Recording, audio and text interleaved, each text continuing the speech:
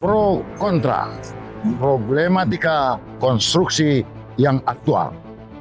Sop konro, sop ikan, menggugah selera di meja makan. Yang pro kita dengarkan, yang kontra kita jelaskan. Majelangor is back. Sangat ini. Kopi. Enggak. Mana kawan-kawan ini? Ada yang dari sini, ini syukur ya hari ini cerah. Itulah, biasa hujan. Tapi udah berapa lama udah hujan nih. Dan Di malam hujan kan ya. mudah-mudahan payah ya. Dan ayo, Kabar untuk kita sekarang. alhamdulillah. Oh, sorry. Ayo. Pak Mantu Rektor kita ya. Ya sudah. Bisa kumpul kayak gini kampungnya. Yang nggak merokok nih, udah. Asbak. Pamit tahu. Apa-apa lah. Apa kabar Pak Pur? Alhamdulillah baik. Baru pulang. Bro. Insya Allah. Amin. Semoga diijabah. Sifu Pak Rektor nih masih nyempatkan sini ya. Pak Ali ngawal beliau apa? Awal. Kita undang. Ketua Kita ya undang. kerja bakti kan? Iya. Kalau sudah telepon beliau nggak bisa menolak. Itu bisa. Ya, jadi kita sambil. Ya, silakan. Maaf lah. Ya, Harap maklum. sambil kita tunggu beberapa teman, kayaknya tadi udah kita teleponin. Mudah-mudahan sempat beliau itu. Ya lebih seru-seru, Pak. Nah, ini. Pak, oh iya. Ya. Kalau soal senang ini lebih senang. Sangat tuh saya, Pak. Silakan, Pak, silakan.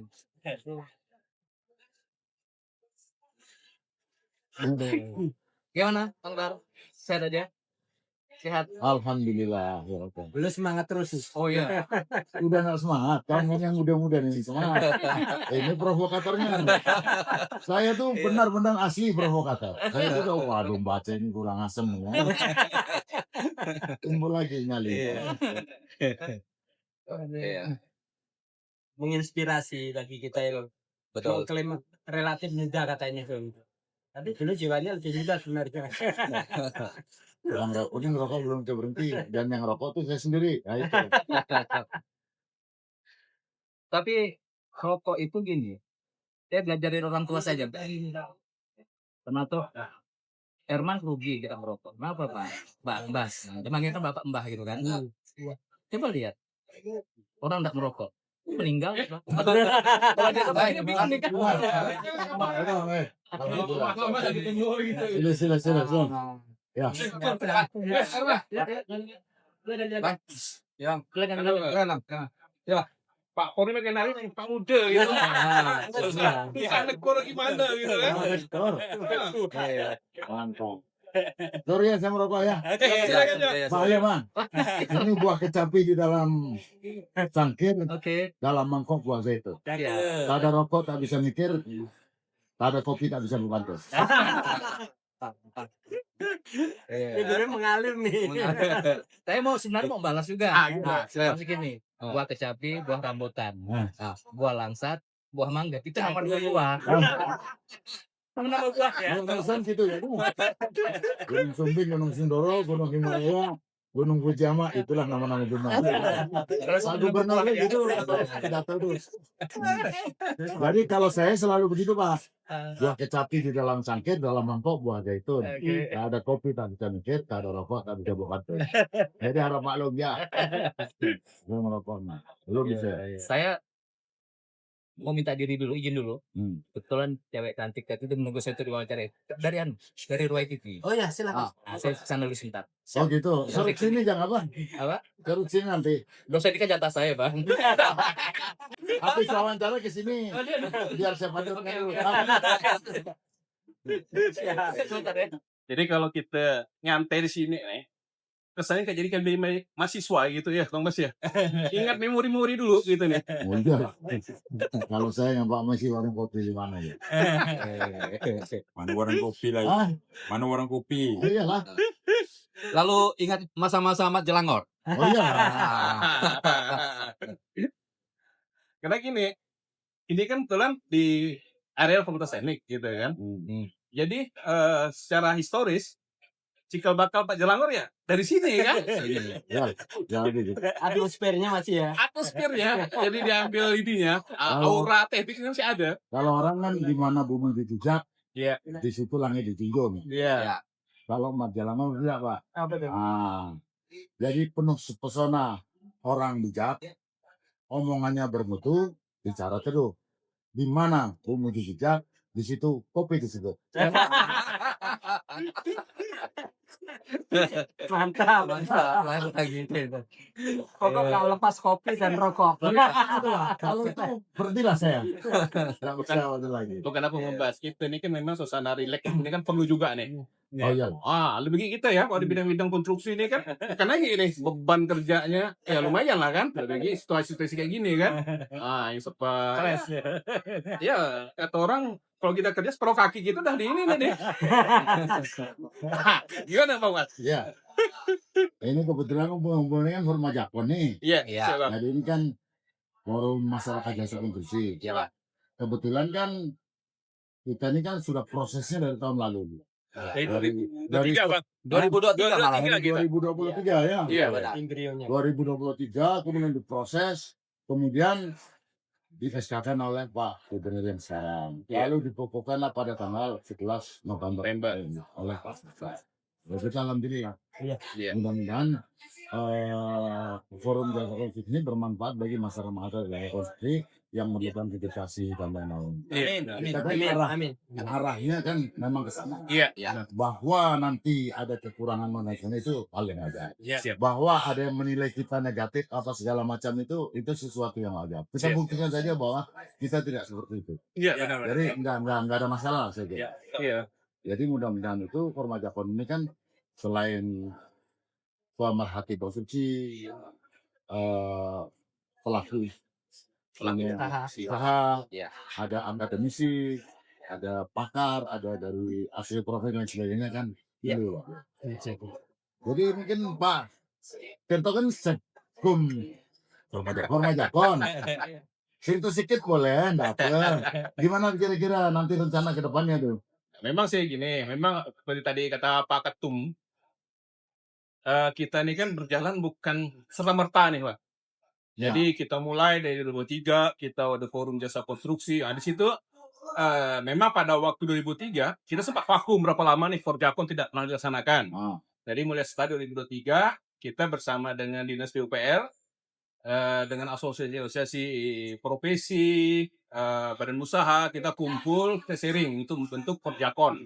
Bukan Formajakon, tapi forum jasa konstruksi dulu. Iya. Yang merupakan amanat dari undang-undang ya, undang-undang jasa konstruksi yang wajib dilaksanakan setahun sekali minimal. Ya kalau duitnya banyak bisa 2-3 kali ya semampu aja kan. Nah di forum inilah kita mencoba menjaring aspirasi ya, masukan-masukan dari teman-teman, baik dari pelakunya, rantai pasoknya, dari profesinya terhadap permasalahan-permasalahan jasa konstruksi yang memang saat itu sangat riskan sekali. Nah, yang inilah, jadi keyakinan inilah membentuk semacam ikatan emosional dari teman-teman ini. Di mana kalau misalnya forum jasa konstruksi ini kita bentuk, kita lembagakan. Karena di Undang Jasa Konstruksi juga sudah ada. Gubernur sebagai pembina kelembagaan masyarakat jasa konstruksi. Tapi kita tidak ada kelembagaannya nih. Nah, jadi di forum jasa konstruksi 2023, tercetuslah, dibentuklah karakternya untuk membentuk forum jasa konstruksi. Di karakter itulah kita menyusun anggaran dasar, anggaran rumah tangga, kondisi-kondisi inilah menjadi perhatian kita. Jadi Formajakon 2003 dibentuk, dilaksanakan, diselenggarakan. Kita menyusun draft. Waktu itu menyusun panitia, ada RT-nya seperti apa. Dan itu berlanjut sampai 2024. Nah, 2024 kita makin mengerucut nih. Karena setelah tahun kita berkodok ini, kita 2024 kita lakukan IPD.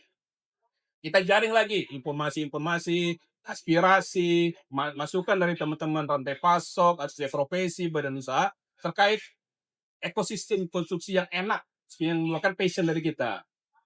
Nah, di sini dibentuklah semacam dari FGD ini disepakati untuk membentuk tim formatur yang pada waktu itu ditunjuklah atau dipilihlah Bang Baskoro Effendi, Bang Bas sebagai ketua formatur untuk menyusun AHDRT dan panitia panitia pembentukan Jakon, Forum Masyarakat Jasa Konstruksi. Nah, di panitia inilah kita membahas kembali ADRT 2023 disempurnakan di 2024. Setelah setahun berjalan, masuk 2025. Masih kita bahas ini. Karena terus terang aja, di konstruksi ini kan sangat unik nih. Banyak permasalahan yang kadang-kadang kita anggap sepele, masalah administrasi, itu bisa jadi suatu ancaman bagi kita menjadi pidana. Kalau di kacamata bidang hukum. Nah, di sini kita membentuk panitia, membentuk tim untuk membentuk Jakon, Forum Masyarakat Jasa Konstruksi. Di sini banyak masukan nih dari teman-teman, karena terus terang titik poin dari konstruksi adalah masalah hukum. Nah, jadi di sini kita banyak konsultasi dengan teman-teman hukum untuk diperkuat di Forum Masyarakat Konstruksi sebagai wadah dengan teman-teman dari hukum yang mengerti di bidang hukum. Kita mengedukasi, kita mensosialisasikan masalah hukum. Ini yang mungkin bagi anak teknik, ya itu awam. Sekarang kita mencoba masukkan juga materi hukum sebagai landasan yang paling besar dalam kita memanage di Forum Jakon ini. Karena kalau bidang konstruksi, seolah lah teman-teman isu-isu di Kalimantan Barat, setelah konstruksi itu tidak terlalu teragukan. Nah, tapi kita lemah di hukum. Nah, inilah coba kita sharing sama teman-teman hukum dengan membentuk Forum Masyarakat Jasa Konstruksi yang disingkat Jakon. Nah, di 2025, tepatnya bulan November, tanggal 11 November 2025, terbitlah SK pembentukannya, Pak Budiman. Jadi prosesnya panjang nih. 2023, 24, 25. Jadi bukan serta-merta nih kita bentuk. 2025 lah kita dikukuhkan di bulan November 2025. Itu pun dengan itu kan terakhir. Jadi banyak nih perdebatan dari teman juga. Kenapa? Ada rasa pesimis juga nih Bang, teman-teman nih. Apakah efektif forum ini? Disinilah kita mencoba menjembatani diisi teman-teman yang ahli hukum, ahli pakar teknikan, yang terkait lah dengan kegiatan-kegiatan jasa produksi. Nah, itu mungkin aja tuh Bang Bas. Jadi kronologis kita 2000 Jakon ini. Mungkin ada tambahan nih Bang Ali? Ada sedikit tambahan yang mungkin terlewatkan oleh Bang Tirto. Sebetulnya di Jakon ini selain kita mencoba memberikan edukasi dan advokasi kepada para pelaku usaha, konsultan dan segala macam, sebetulnya kita juga berusaha untuk ikut dan berkontribusi di dalam proses pembentukan undang-undang. Salah satu yang mungkin terlewatkan tadi adalah ketika di 2023 kita juga resah dengan kondisi posisi kontraktor di lokal, di mana saat itu belum ada kebijakan tentang KSO. Nah, maka dari 2023 itulah kita mencoba mendorong pemerintah daerah dalam hal ini PUPR, kawan-kawan PUPR. Waktu itu kita dampingi bersama-sama dengan Pak Rektor untuk mendampingi kawan-kawan di PUPR untuk membentuk yang namanya Pergub. Itu Pergub nomor 8 tahun 2025 itu praktis kontribusi dari kawan-kawan kita ini membentuk peraturan gubernur itu, sehingga sekarang semua proyek-proyek yang menggunakan anggaran daripada anggaran daerah, nah itu perusahaan-perusahaan luar itu wajib sekarang untuk bekerja sama dengan perusahaan daerah kita dalam bentuk KSO. Nah, cuman memang sampai dengan level ini baru sampai di pada untuk proyek-proyek yang menggunakan APBD ya.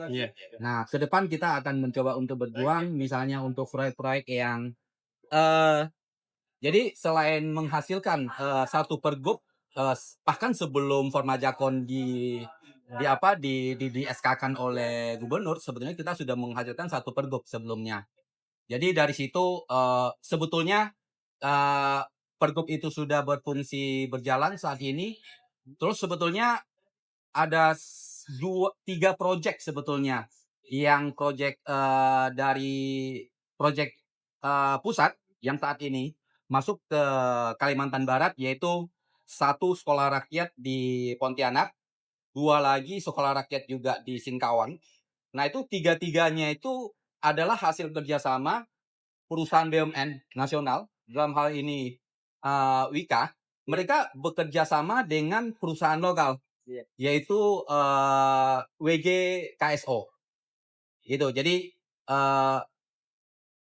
apa yang kita coba upayakan untuk menghasilkan satu regulasi yang bisa menguntungkan perusahaan-perusahaan lokal kita sudah mulai menampakkan hasil, dan ini akan kita coba dorong terus menerus ke depan supaya proyek-proyek yang masuk ke Kalbar ini betul-betul bisa ada KSO yang dilakukan sehingga perusahaan lokal kita itu nanti dari waktu ke waktu itu grade-nya akan meningkat terus. Itu Bang. Yang sedih saya makan Bang. Serius, Pak. Ya. Gitu ya. Serius aja, Kon. Ya. Kalau serius jadi mau diseling-seling. Untuk Pak Hermansyah bawa Jacqueline. Dari 2 TV ya Mbak ya. Namanya Jacqueline. Cahaya lilin, indah menawan. Di atas peti cahaya berputar. Namanya Jacqueline, sungguh menawan, membuat hati jadi cahaya ini. Rektor, harusnya lupa tadi itu. Harusnya berterima kasih kepada saya kan. Harus terima kasih. Satu lagi. Coba. Oh gampang lah. Ya. Dengarkan kisah cerita lama Ya. tentang kaisar yang selalu gembira. Cakep. Pak Hermansyah, dia punya nama guru besar Universitas Tanjung Pura. Indo, kapal perang, kapal selam. Ya. Ombak dilawan bergoyang-goyang. Ya. Hari terang maupun malam, Ya. wajahmu yang menawan terbayang. Ya. Panas hati menanti hujan, memantau hutan habis terbakar. Sungguh luar biasa dengan pujian hingga hati saya turut bergetar. Jadi gimana dari segi hukum dulu nih, Pak Pur? Biasa. Penjelasan benar-benar kurang kan ya. Pak Hermansyah kan belum bicara soal forma jakon. Dari sisi hukum kita berikan dulu nanti baru Pak Hermansyah. Pendek-pendek aja Pak. Nanti kalau terlalu serius nanti viewer kita kurang. Viewer dulu nih. Ya. Luar biasa. Jadi keberadaan Forma Jakon yang tadi disampaikan waktu itu oleh Pak Liuhan, melihat dari rekam jejak perjalanannya ini perlu sangat dinamis lah. Dan tentu kami apresiasi luar biasa lah ini tentang keberadaan Forma Jakon ini di dalam perjalanannya selalu dinamis dan mengakomodir yang keberadaannya ini figur-figur yang tampil yang ada di dalamnya itu multidisiplin itu sangat luar biasa. Jadi kalau kita mencermati dengan Forma Jakon sebenarnya bisa aja pendekatannya lebih esoterik ya. Oh ini orang teknik-teknik semua, tapi rupanya tidak. Karena apa? Karena praktek kerja-kerja konstruksi tentu beririsan dengan disiplin-disiplin non teknik yang lainnya. Ini sangat ini. Apalagi kalau di hukum sendiri, ini nanti ada senior saya Mas Hermansyah juga akan menambah lebih memperdalam tentunya.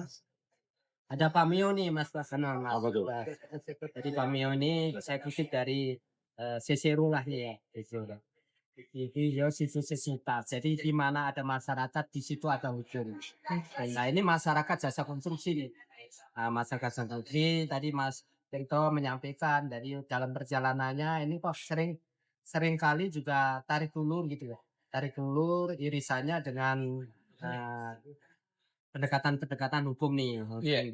Nah, tentu kalau ini kita bisa bersama-sama ya menciptakan suatu forum yang di dalamnya sebagai wadah kita berdiskusi, wadah kita berkolaborasi, tadi disampaikan baik itu dari insan profesi konstruksi, dari asosiasi dan lain sebagainya, dari akademisi, terus dari pengamat dan lain sebagainya.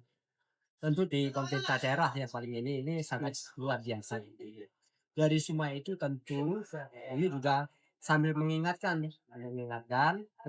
kita semua lah, mengingatkan kita semua dari berangkat dari spirit untuk membangun daerah yang berkelanjutan dan berkeadilan. Jadi pendekatannya tentu tidak pendekatan hitam putih gitu ya, jadi pendekatan yang multidisiplin.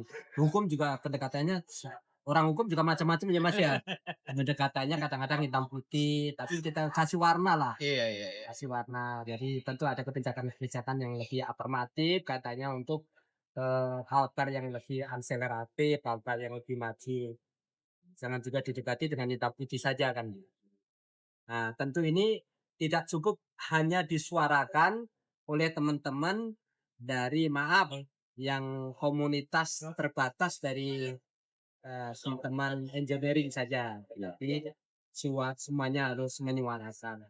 Dan yakin ketika suara itu dikemas dalam kebersamaan dan proses-proses pendekatannya tidak hanya melakukan pendekatan yang litigasi ya, jadi kita pendekatan non litigasi ini saya yakin akan menghadirkan kualitas kehadiran institusi forum jasa konstruksi maupun teman-teman dalam kiprahnya yang bekerja di konstruksi akan menjadi lebih lebih lebih akseleratif, lebih maju dan lebih berani, Yang penting aman Pak. lebih berani dan aman. Iya. Dan sekarang kan ada kegambangan nih Mat. Apa tuh? Kegambangan Kegamangan tuh apa tuh? Kegambangan jangan-jangan ini kan bangun ini aman Pak ini. Sekarang Oh, 5 tahun ini. gaman. Kegamangan. Mudah-mudahan ini juga bisa diambil. Semuanya bisa kita diskusikan dengan beragam perspektif. Ya. Ya saya usul saya ke depan juga tidak menutup kemungkinan nanti kita aja dialog diskusi bersama-sama teman-teman aparat penegak hukum lah, kita sama-sama mendiskusikan, jadi ya pendekatannya bisa lebih holistik lah tentunya nih. Mungkin itu Baik. apresiasi lah Ya. luar biasa nih. Ini yang menghukum mungkin Pak Hermansyah nih. Nah, Pak nih, Hermansyah ini satu memang dokter hukum, kedua dia bisa membawa cewek. Jadi memang udara basah, dingin terasa, sinyal wifi terganggu di rumah. Dr. Hermansyah memang luar biasa, mengenalkan Revo TV cantik dan ramah. Gila Pak Hermansyah. Itu mengalir tuh Pak. Makanya tadi itu saya coba mengalir ke sana. Ada juga paling sama nama buah tadi. Jadi gini, saya ingin menambahkan saja dari rekan saya di BFA. Kalau saya minta mantu gini Mas, dengan adanya forum Jakpro ini, forum jasa konstruksi dan keberanian sebuah langkah maju bagi teman-teman memasukkan orang ahli hukum, saya melihat ini merupakan kembalinya ya Jakpro akan jalan yang benar nih. Iya. Kenapa saya katakan demikian? Sesuai contohnya. Iya. Karena selama ini saya melihat, Bang, mohon maaf ya, ini pengamatan saya sebagai orang hukum. Hampir semua teman-teman pelaku jasa konstruksi dalam melaksanakan profesinya, hampir-hampir hukum itu tidak mau dipedulikan. Iya. Itu tidak sulit saya loh. Akibatnya apa? Ketika mengangkat orang hukum, ada persoalan diangkat oleh orang hukum, semuanya baru sadar. Oh iya ya, ternyata yang diperlukan ini juga gitu loh. Ternyata ini diperlukan loh. Loh ternyata berita acara ini loh. Ternyata adendum diperlukan loh. Ternyata kita tidak taat juga terhadap berbagai macam aturan-aturan yang ada. Ya mungkin teman-teman di Forum Jakpro tidak terlalu memperhatikan itu. Yang penting baginya adalah bagaimana konstruksi dibangun jadi jelas beres. Efisiensi, yuk kita lakukan. Uangnya untuk apa? Yuk kita bangun lagi ini. Kita tambah lagi. Tapi orang hukum kan melihat akan salah.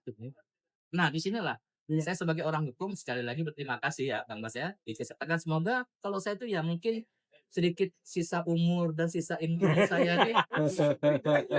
Supaya saya gini, saya memang sengaja membuat sarkasme seperti itu biar beliau nanti terinspirasi lagi untuk bikin pantun. Saya tahu tuh. Biar nah jadi ayolah ya kan. Dan jangan pandang, ini juga kesalahan publik. banyak profesi. Selalu saja memandang hukum itu seakan-akan menghambat profesi. Seakan-akan dengan kita mengikuti hukum, lalu kita ini tidak bisa berbuat apa-apa. benar. Lebih wabil khusus lagi, kita mau dapat untung apa? Iya. Kayak gitu loh. Jadi seakan-akan hukum itu dianggap momok, sehingga sudah kita lari saja dari ini, gitu loh. Nah, padahal kalau kita memahami hukum yang humanis ya, humanis, sangat progresif, sangat memikirkan tentang kemanusiaan, enak, tuh, enak, bekerja dengan aman, keuntungan tetap dapat, tidak dipanggil oleh aparat penegak hukum. Nah, makanya kan sering-sering kan coba rekan-rekan yang pernah mungkin pernah berurusan dengan APK, yang ditanya itu kan pastinya kan hal-hal yang mungkin tidak masuk di akal bagi teman-teman kan. Pak, kami efisiensi Pak. Oke, ini hasilnya efisiensi. Lalu apa? Untuk bangun ini loh, tambahan kita ada nggak dalam perencanaan? Nggak ada. Loh, hukum akan mengatakan salah. Salah. Nah, disinilah saya pikir dengan hadirnya kita nanti, ya kita saling memberikan penguatan lah ya, pemahaman hukum bagaimana nanti teman-teman dalam melaksanakan profesinya, ya kan, dalam melaksanakan jasa konstruksinya benar-benar ramah dengan hukum, sehingga tidaklah nanti terjadi isu-isu yang saya juga agak kurang setuju tuh, Bang Bas. Wah, kami dikriminalisasi. Bukan dikriminalisasi, memang perbuatannya salah. Salah gitu loh. Jadi ini bukan kriminalisasi gitu loh. Dalam pandangan hukum, unsurnya terpenuhi. Kan gitu tuh. Jadi memang melanggar aturan hukum. Unsurnya melanggar. Nah, ini bukan kriminalisasi gitu loh. Nah, makanya ke depan ya kami sebagai orang hukum mungkin bisa memberikan sumbang pemikiran saya, Pak Dr. Purwanto, juga Herman Hobi, dan lain sebagainya. Ayolah, silakan. Kita berdiskusi ketika mengerjakan apa lagi di aspek hukumnya. Nah, nanti kan teman-teman kan bisa melakukan legal audit, kemudian legal due diligence, kepatuhan hukum, dan pesanan proyek itu kan gitu. Sehingga teman-teman yang jasa konstruksi selesai, tidur, nyaman, gitu kan? Nah, seperti itu. Jadi hukum itu indah seindah Jacqueline juga, Pak. Nah, mulai dari Indah apa? Jadi, saya sambung sedikit, Pak. Ternyata di bidang jasa konstruksi ini, seperti tadi yang diuraikan oleh Pak Hermansyah, ternyata niat baik saja tidak cukup, gitu loh. Apalagi niat jahat, gitu loh.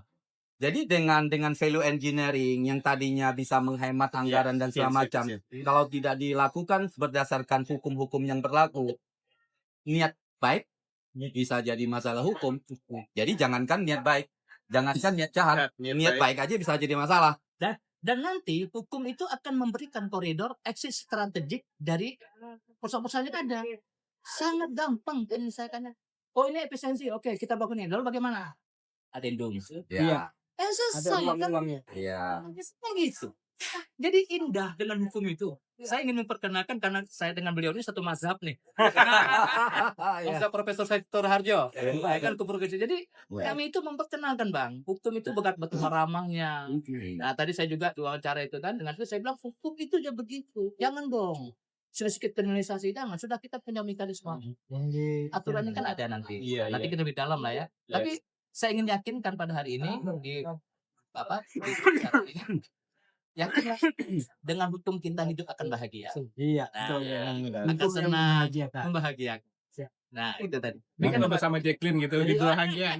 Saya tambah sedikit. Karena tadi beliau sudah menyampaikan kami ini satu guru.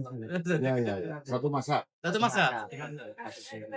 Jadi guru kami itu menyampaikan bahwa ya sejatinya hukum itu untuk manusia, bukan manusia atau hukum. Manusia pengennya apa sih?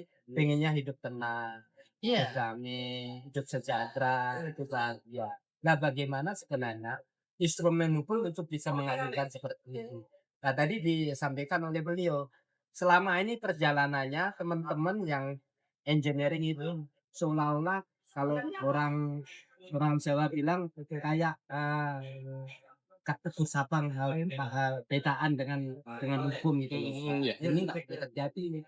Jadi ayo kita sama-sama bagaimana kita sebenarnya merangsang bangun yang terkait dengan ya pengembangan institusi lah, produk yang berperspektif hukum yang membahagiakan dan sebagainya.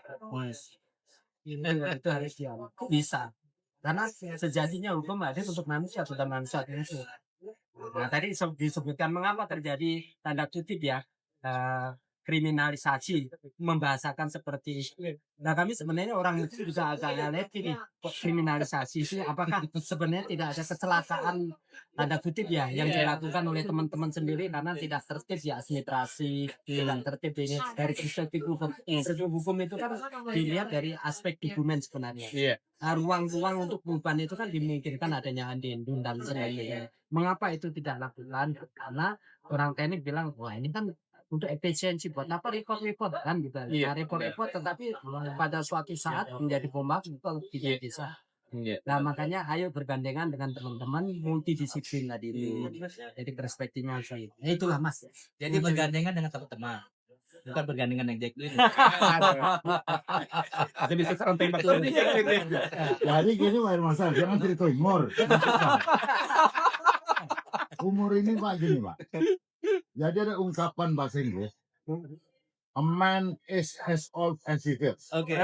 Lelaki itu seusia perasaan. Oke. Jadi kalau kita kepala 5, kepala 6, kita merasa kepala 3, kepala 4, emang gue pikirin. Itu Pak. Jadi tenang aja Pak. Soal ini saya akan belajar nanti nih. Saya akan bawa kemenyan saya. Nah, boleh. Nanti boleh datang tuh. Yang penting mudah-mudahan Pak Hermansyah panjang umur lah. Amin. Kita umur tadi Pak. Ada kan? Akhir pekan jangan dilusa. Mandi di sumur airnya tumpah. Kita doakan kepada Pak Hermansyah semoga panjang umur, rezeki melimpah.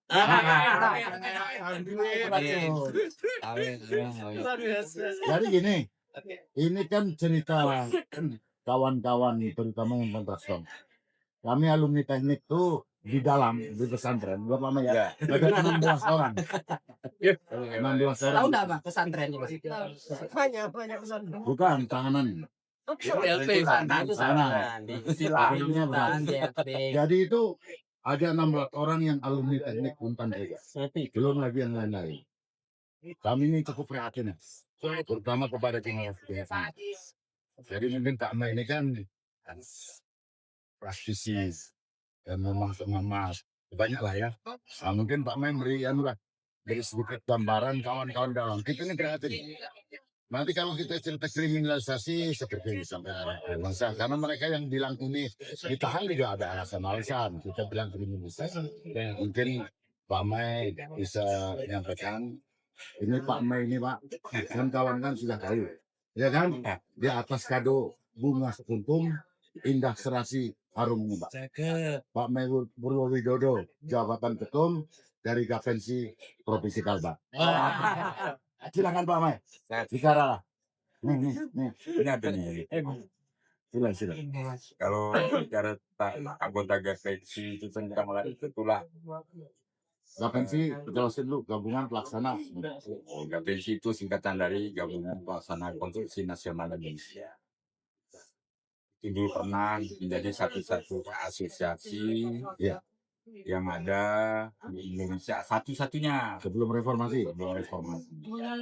Setelah reformasi tentulah dia mengikuti juga, akhirnya bermacam-macam lah anggota jasa konstruksi anggota perusahaan. Jadi menyimak akhir-akhir ini, akhir umur lah ya, akhir umur saya ini. Jangan akhir. Ya belum akhir lah. Ya kalau udah Perjalanan umur. perjalanan umur kan, Perjalanan. Belum tentu Pak. udah tiga dekade lah kan. Perubahan itu kan tentulah merubah kebiasaan. Mungkin dari merubah kebiasaan ini kecepatan dari aturan gitu kan. Kebiasaannya dulu, zaman dulu kan kontraktor itu kan profesi yang paling licik lah. Licik, sehingga tidak orang berminat untuk menjadi kontraktor. Pada tahun 90-an gitu. Banyak yang masih bergerak di bidang industri kayu pada itu. sehingga semua mata tertuju di kayu. Tepat. Nah, pada waktu itu untuk mendapatkan pekerjaan lebih mudah gitu kan. Tinggal siapa punya perusahaan, bisa bekerja, masih dapat pakai. Masuklah di dekade 10 tahun kedua. Itu mulai masih mudah dapat pekerjaan karena Gapensi satu-satunya asosiasi perusahaan yang bisa mengatur pekerjaan, dan itu pada waktu itu hukum masih belum menjadi panglima lah. Masih bisa sekedar dimain-mainkan gitu. Kedominan. Jadi keterbiasaan itu berakhir sampai sekarang. Nah, rupanya aturan sudah berubah. Mata sudah tertuju kepada dunia jasa konstruksi. Tentulah itu tidak menjadi serta-merta anggota Gapensi yang perusahaan itu mengikuti itu gitu kan. Mereka terjebak dengan paradigma lama, asal bekerja, asal selesai bangunan. Nah, itu yang jadi kelemahannya. Jadi kemudian lelang-lelang yang biasa dulu bisa diatur, sekarang mau diatur lagi, udah jadi terjebak persekongkolan. Nah, karena terjebak persekongkolan itu, sehingga pada akhirnya teman-teman banyak yang masuk pesantren karena udah paradigmanya sudah berubah, dia tidak berubah. Ya. Mungkin dengan penjelasan permajakon kali ini yang nanti tersosialisasi, dan saya juga mendapat kuliah banyak dari Pak Herman. Saya sebagai pelaku jasa konstruksi sudah menginstruksikan teman-teman di bawah, tolong semua itu harus berbackup data.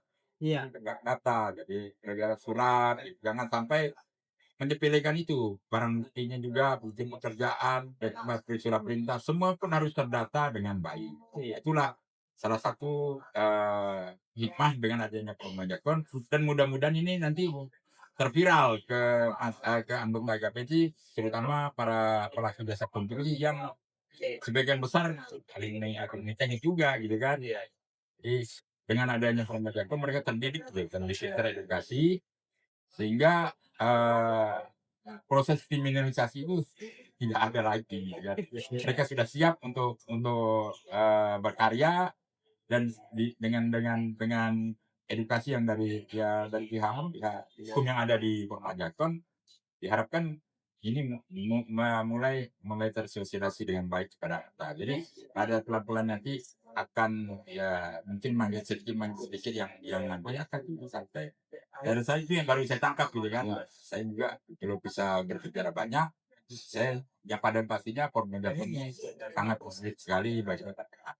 Dan ini ditunggu, dan berapa kali saya udah ke daerah, pemerintah daerah terutama dinas-dinas yang terkait menunggu ini biar mereka dengan kerja tenang. Mudah-mudahan dengan dana Permajakon ini diharapkan dunia jasa konstruksi sudah bisa rebound dan dari semangat lagi. Dan kita akui memang sekarang kalau mau jujur saja, dunia jasa konstruksi sudah kurang diminati lagi, sementara pembangunan tiap tahun akan meningkat. Itu yang dia dilema bagi kami pelaku jasa. Jadi sekali lagi terima kasih lah dengan adanya Permajakon. Saya walaupun saya di dalam, saya juga bisa berkontribusi, mudah-mudahan bisa kontribusi terus pada Permajakon ini dalam rangka kita menyebarkan kebaikan lah kan. Teman-teman ini kan seumuran saya lah, seumuran ya dong. Berbuat apa lagi kalau bukan berbuat kebaikan. Ada sih itu Pak. Terus. Jangan sorry. Bang. Bang, Mat, selamat. Ini kalau lama, jadi saya 30-an tahun. Jadi saya pertama di Gapensi, saya di sini selama 2 tahun lah ya. Dikit lah. Jadi itulah dilema. Jadi kalau istilahnya, kalau misalnya ada yang dengar ini, jangan itu konotasinya negatif. Kami dari kalangan kontraktor nih Pak Irwan Jawab. Itu kadang-kadang menyebut pesantren itu begini. Karena kalau orang sudah masuk, itu di sana ibadahnya lebih rajin. Haji ya kan? Wah, itulah kami pesantren sholat 5 waktu. yang tadinya belang-belang lagi penuh 5 waktu. Tanggal itu. Oh, tidak apa lagi? Iya kan? Nah, itulah kemudian timbul pesantren. Jadi kalau yang misalnya dengerin dari sana jangan menganggap kita itu enggak, itu istilah aja. Walaupun Kalau- walaupun doanya agak beda mungkin. Ya, beda. Ya Allah, apa sih salah aku nih? Biar cepat berbuangan ke korupsi tidak jadi tersangka. Itu kira-kira gitu. Nah, gitu. Jacqueline dulu dari mana? SMA mana? Di Melawi sih. Hah? Melawi. Melawi? Enggak, sekolahnya. SMA mana? SMA 1 Melawi. Nggak masuk di Melawi. Enggak suka matematik ya? Enggak suka. Apa bedanya rumus matematik dengan Jacqueline? Kalau lulus matematika pasti, Jacqueline tuh nggak pasti. Oh, bukan. Itu satu. Yang kedua enggak tahu. Enggak tahu kan? Apa tuh? Rumus matematik itu susah diingat. Kalau Jacqueline susah dulu. Jadi memang ini ceritanya harus diukur. Nah, Jelamar, inilah saya diberi semangat kawan-kawan ini. Jadi dulu kan kita mesti Magelang. Jadi ini mungkin ini kan untuk di sini kan Pak Budiman belum bicara nih. Pak Budiman ini fungsionaris Formajakan juga. Kemudian beliau ini pernah ketua lembaga pengembangan jasa untuk Kalimantan Barat sebelum saya. Ya, jadi sebelum Pak Budiman, sesudah Pak Budiman ada Bambang ya. Bambang terus kemudian saya kan. Nah, jadi silakan nih Pak Budiman. Mungkin Pak Budiman ingin menyampaikan nih kalau di situ pemerhati atau pelaksana bidang jasa konstruksi, ya kan? Dari Anik bersama teman kembali sebut jalannya lagi. Alumni teknik namanya Pak Budiman, hatinya lembut, selembut satu.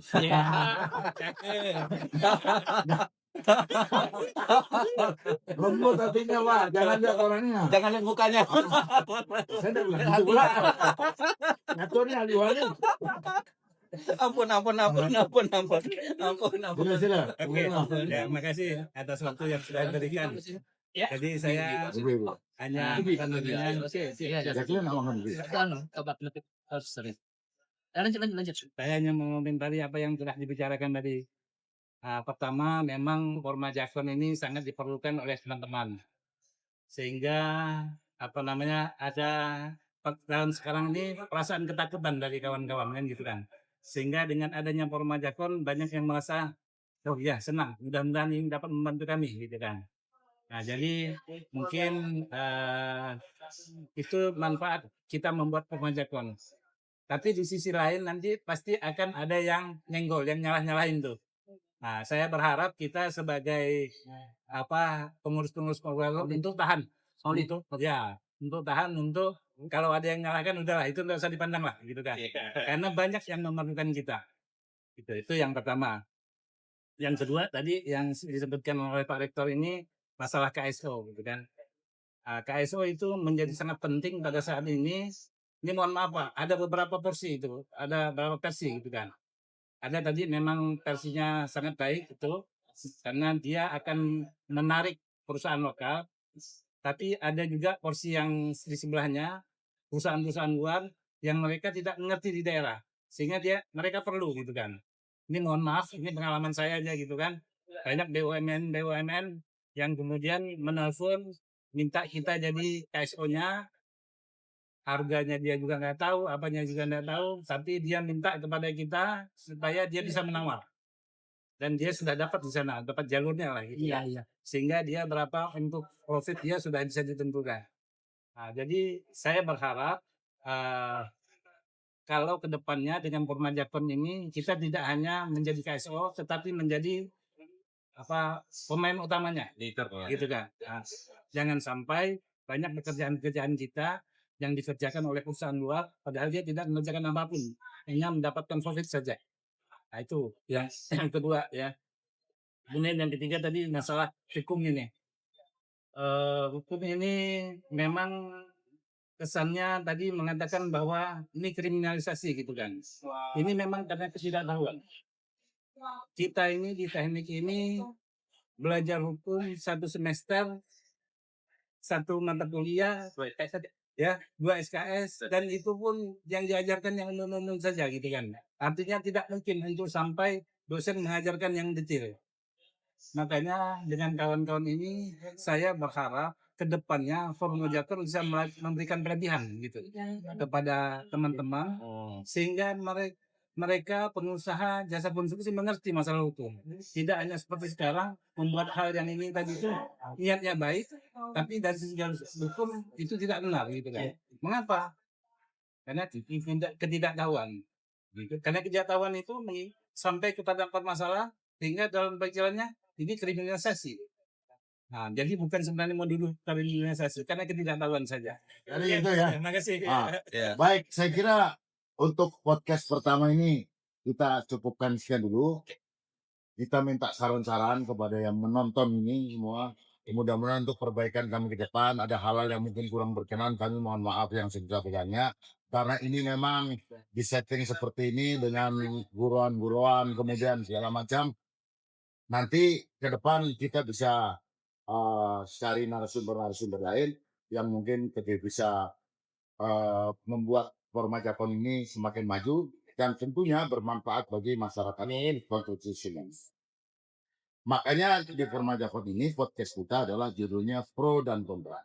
Ya, yang pro kita dengarkan, yang kontra kita jelaskan. Ini idenya Pak. Jadi kalau dipantunkan Pak, sop konro, sop ikan. Penggugah selera di meja makan. Yang pro kita dengarkan, yang kontra kita jelaskan. Saya Master Effendi alias Majlangor mengucapkan selamat sore di Cafe 5 Senti di Komplek Universitas Tanjung Pura Fakultas Teknik. Mudah-mudahan kita bisa sama-sama berkontribusi untuk kemajuan konstruksi Kalimantan Barat dan masyarakat pembangunan masyarakat Kalimantan Barat pada umumnya. Buah durian, buah kuini, buah kelapa, buah rambutan. Cukup sekian sampai di sini. Sampai jumpa di lain kesempatan. Bagi para penonton, bagi viewer yang kebetulan menonton acara podcast ini, jangan lupa like dan subscribe di bawah ini. Terima kasih.